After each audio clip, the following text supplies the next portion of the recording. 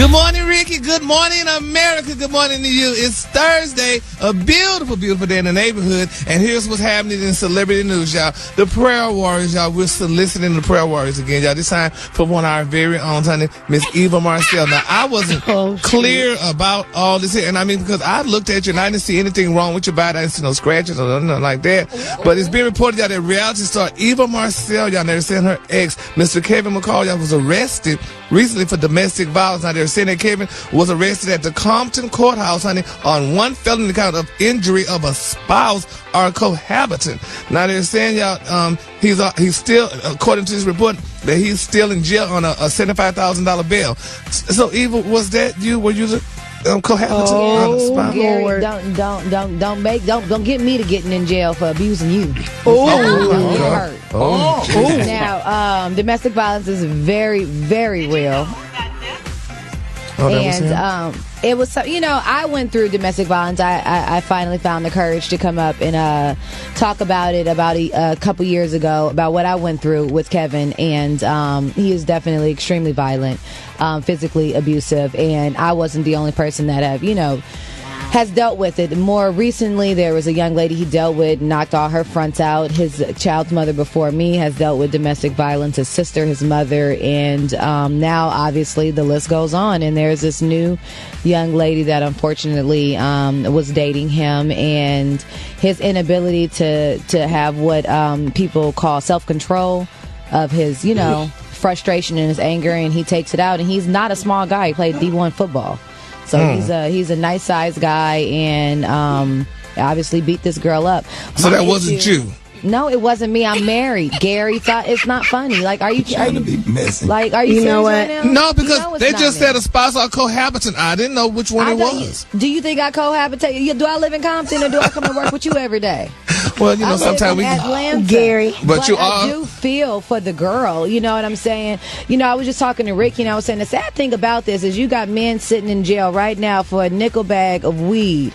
However, this man has hit and beat multiple women and still finds himself out free in the streets. So what was that relationship like? Like you said that you could be sitting there just out of the blue. Yeah, it was, I can't believe I'm talking about it, because it took me a lot of time to even get up the courage to be able to talk about it, because it's embarrassing, coming from where I come from and being as astute and as courageous as I am.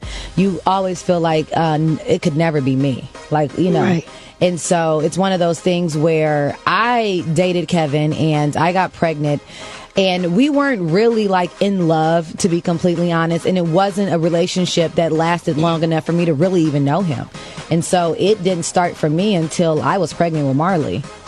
When Marley started, and I was pregnant with my child. So, and that's when the abuse started. Yep. And then about a month after having Marley, it didn't stop. It got worse, and it got worse with her.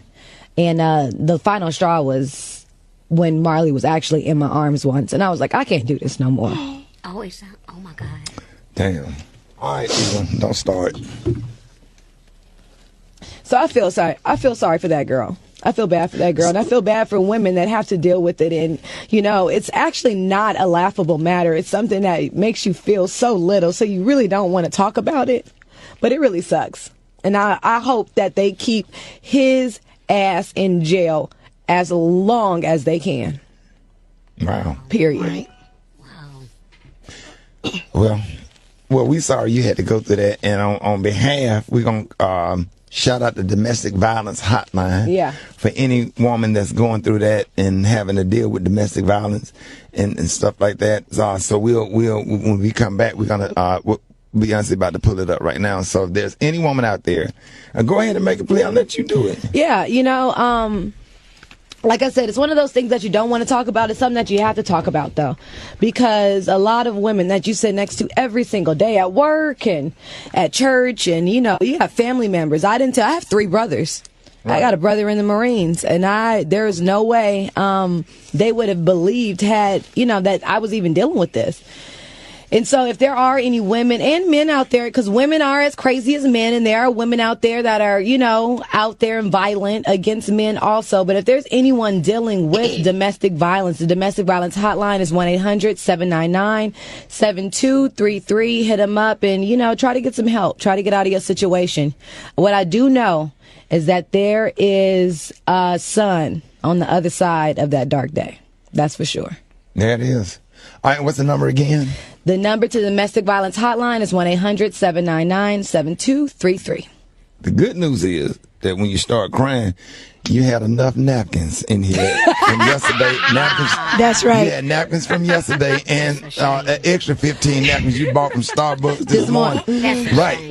So, hey, Ricky. In the meantime, we need to put him on don'tdatehimgirl.com. Don't date him, girl. Website? Don't date him, girl. Period. Avoid that man. Don't dateHimGirl.com, okay? Period. This is your home for hip hop and Smiley. The Ricky Smiley Morning Show.